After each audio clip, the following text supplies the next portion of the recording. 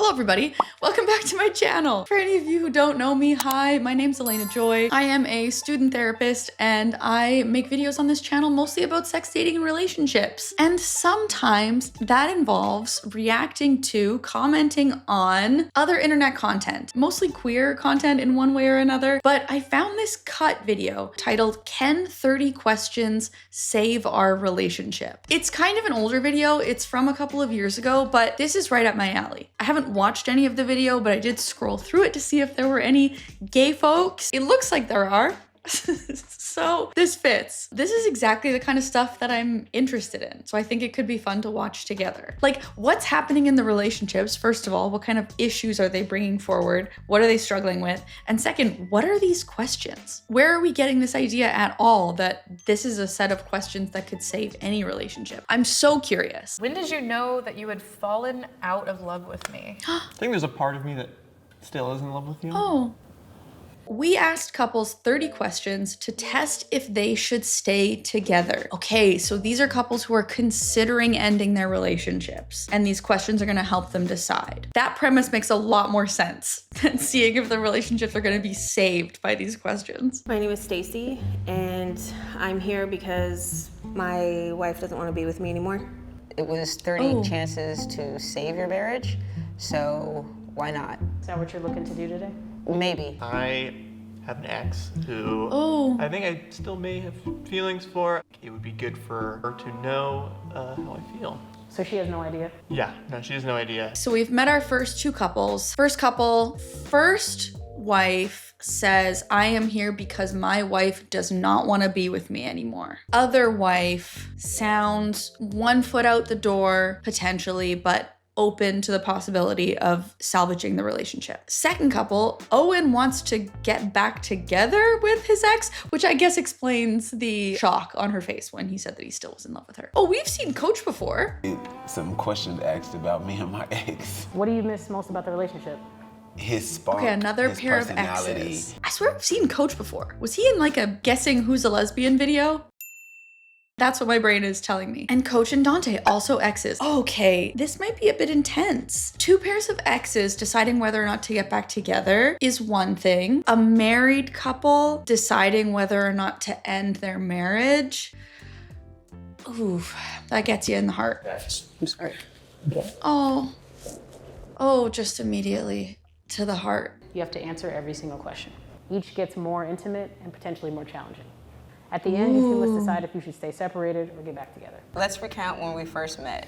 How do you remember it? I just remember the night that started it all. That dinner party at Melissa's house. I found out that you didn't have a girlfriend anymore. You pounced. I did. We met in geology class, but it was over Zoom. We just love rocks. This is great. Getting couples to talk about how they first met, it helps relive and bring back that initial spark, feelings of attraction, the excitement that can be reignited in a small way by getting couples to talk about their meet cutes or whatever. So I love that that's the first question here. But before we get to the rest of the questions, I want to take a second to thank the sponsor of this week's content, BetterHelp. Also, yes, my hair is straight. We don't need to talk about it.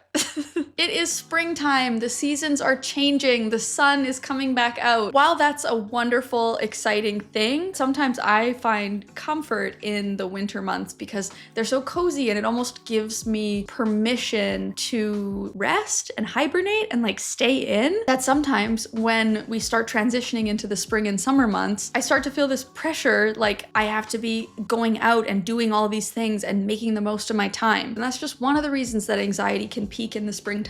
There's also all of our New Year's resolutions that we've sometimes fallen off of, and the perfectionism really starts to show its face. It's an interesting time of year. And for those of us who do experience some of that springtime anxiety, therapy can really help. The majority of BetterHelp members seek support for anxiety, and 69% of those members report a decrease in their anxiety in 6 weeks of therapy through BetterHelp. It's easy to get started. You just fill out a questionnaire and BetterHelp will match you with a licensed professional therapist. And one of my favorite parts is that you can switch therapists at any time with no additional charge. So it takes some of the pressure and anxiety off of finding a new therapist, finding somebody who feels like the right fit. They have over 7,000 reviews on Trustpilot with a 4.3 star rating. So you can click the link in my description or go to betterhelp.com/Elena to get 10% off your first month of therapy. Now back to the couples saving their relationships. Who is responsible for the breakup? Me. I did not know how to. Hold on. So he named himself, he said me, but then was that intentional? The thumb over to Coach? Was it a bit of a dig? Like he's saying me, but he's really like this guy? Or was that subconscious? I did not know how to be somebody's partner. Okay, but then he takes responsibility. He says, I did not know how to be somebody's partner, but did this. Or was it like a, like a kind of question mark? Both of us, to be honest. I feel like both mutual. of us kind of needed to explore a little bit. Learn what we want. Yes. Yes. That's a good way of phrasing it. Are Mutual. you in love with someone else? Heck no. Yeah, me either. Well, technically, Okay. yes. Our daughter. Yes. Oh, they have a daughter. Oh. Sexually, where can I improve? Be honest. Go for it. We're being honest. Okay. Head game. With head comes variety. Yeah, I'm working on it. Yeah. I'm trying. Okay, I love these questions so far. These are excellent questions. These are important conversations, or could spark potentially important conversations. In this specific context, I like the asking whether or not you're in love with somebody else, because it's important information to decide on how you want to move forward with your relationship or not. But the question of how can I improve sexually, it might be a scary thing to ask, because we all want to do a good job and we want our partner to enjoy being with us. But if that's the true end goal, asking them where you can improve, things that you can do differently or better, could be key. And if that's a conversation you want to have, you could also put questions in like, what's your favorite thing that I do in bed? What's your favorite thing that I do? What's something I could do better? I love it. I love it. Kissing. What? Yeah. Oh, You kiss really aggressive. kissing, that's a bit of a rough answer. I'll give a little bit of feedback here, or maybe some guidance on if you are asking these questions and having this conversation with a partner. The feedback needs to be more specific, okay? Like if somebody says, what's something I could do better? And you just say, sex. Not so good, okay? Whereas like if what you're thinking is kissing, if you want the kissing to improve, like name something specific. He could say something like, sometimes when you kiss me, I want a more gentle experience, instead of just like, your kissing is bad. That was a bit rough. Okay. Also, while we're here, a great tip for having a conversation with a partner about something you want done differently, instead of criticizing something that they're already doing, ask for something more. So for example, with the kissing, instead of saying, you kiss me too aggressively, I don't like it when you kiss me that aggressively, you can even kind of make something up, right? You can say, there was one time when you kissed me really softly and I actually really liked that. Could we do that more? You see what I'm saying? So you're not saying stop doing something you're doing. You're saying one time you did this thing that I really liked. Can we do more of that? Which inherently will mean less of the thing that you don't like. It's just a gentle way to kind of express something that you're looking for. Why do you think we didn't work out? I don't think it's good necessarily my fault, but I think it's my issues. And then the postpartum set in, and then COVID happened. I haven't had an opportunity to like take a breath. And now that I finally feel like I'm starting to feel a little bit better, it's too late. You're already exhausted with me. I'm not exhausted with you. I'm just emotions in general. It's a lot. This is tough. No relationship is gonna work if one partner is taking all of the blame and all of the responsibility, because that's just not how it works 95% of the time. Situations of abuse are different. Disclaimer, disclaimer. But in most cases, it's a two-way street. The wife in yellow is saying, my emotions have been too much.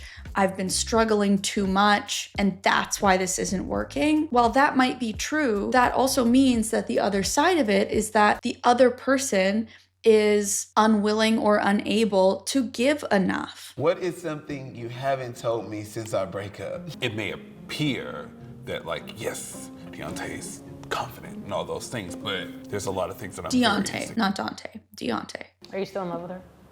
Yes.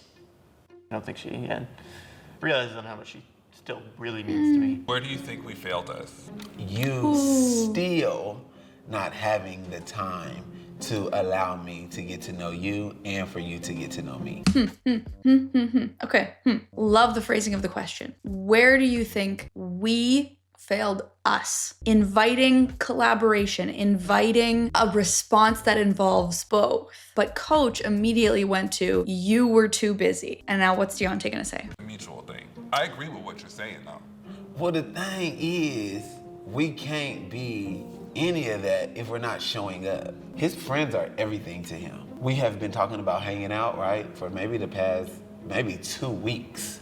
And he has canceled on me like twice. So with my abandonment issues, that's very scary territory. And that's fair. If we were in therapy together, what we would be working on would be coach and Deontay, but in this example, coach, speaking from a place of I and finding his place in all this. What he's saying is completely valid. He wants more time from Deontay. He wants to feel prioritized. And so a more helpful way to share that is more similar to what I just said. Instead of saying, you're flaky, you cancel on me, saying, I need to feel prioritized. And right now, I don't feel prioritized. And then together we could come up with ways for him to have that need be met, right? And Deontay's need to spend time with his friends and to be social, that's not a problem either, right? So it's about figuring out how everybody in the relationship can get their needs met. And if not, then there's an incompatibility there. Why am I not good enough to be in a marriage with? I mean, you are, but for the sake of this conversation, you just say whatever you think I want to hear. I sincerely and genuinely want to hear how you're feeling. Who do you think was the main person not communicating properly? I will totally take that as me because I feel like I'm a person who tries to save a person's feelings, and so I shut down. It sounds a bit like we've got the pursue-withdraw dynamic happening with those two. The one in yellow is more anxious, more outwardly emotional, more trying to pull the other one in. And then our more withdrawing partner is overwhelmed by the emotions, just doesn't want things to get worse, and so keeps her mouth shut, doesn't share what she's actually thinking, which closes her off more and more, which causes the one in yellow to pursue, withdraw, and you're stuck in that cycle. Have you slept with anyone since we've separated? No. Yeah, I believe you. I know you haven't. Wait, have you, Stacey? Yes, Yes. I did tell her, but I told her not extremely right away. It was the context of how it came out. I told you the truth about one itty bitty little teeny tiny thing. Oh, well, you know what? There's something I need to tell you too. Not cool, man. I know, and I'm not trying to defend myself at all. Well, I'm sorry that I didn't tell you right away. You want to keep going? Yeah. You okay? Yeah. Okay, there's a lot of hurt here. There's some trust that's been broken. That's tough. Okay, let's keep going. Call a friend and ask them if we should get back together. What about Breon? Who's Breon? One of my childhood friends. Call a friend and ask. This is interesting. It is interesting to ask an outsider their perspective. Could go horribly wrong, but I can see situations where that would be helpful. Do you think that me and Coach T should get back together? You really want to ask me that? Oh, this is Julian. This is her husband. I'll ask both of y'all. You feel comfortable and he's trying and attempting and showing you that he can be trusted, then yes. Ooh, Julian, that he can be since your ass is on the trusted. phone. I remember ghosting him, but if you're ready or willing to Okay. commit, you really like him, yeah. Y'all telling too much business. Bye.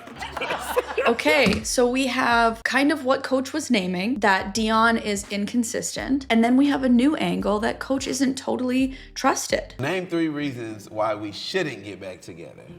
Whoa. Shouldn't, not just talking about the positive. You're busy, busy, busy. Are you sure busy is a real reason when you're the one that stands me up? I think we work better as friends. I think romantically not compatible. We're Oh no, but he wants to get back together. When did you know that you had fallen out of love with me? Oof. I still love you. That's a tough Yeah, one. so I don't think that's the thing. I think there's a part of me that still is in love with you. A big part, the whole part. But it's tough because she has pretty much said in no uncertain terms that she does not want to be back together with him. Are you happier without me? No. Are you happier without me? That's kinda. Yeah. Only kind of. And that's being absolutely honest. Yeah. That's exactly what they're trying to figure out. Is it sounds like the one who is more hesitant about continuing the relationship, that is the question she's asking herself. Am I happier now that we've separated? No. That's why I'm always trying so hard to be your friend and to be in your life and to have us in each other's life, because I enjoy, you in my life. So, what about you? Like, are you happier without me? No.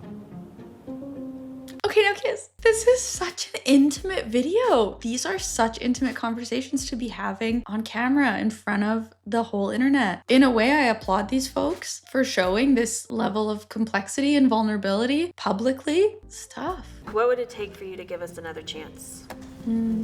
I honestly don't know. I feel that we need to take some time and figure out who the F we are as people and as parents before we even talk about being together as a couple. I hear you.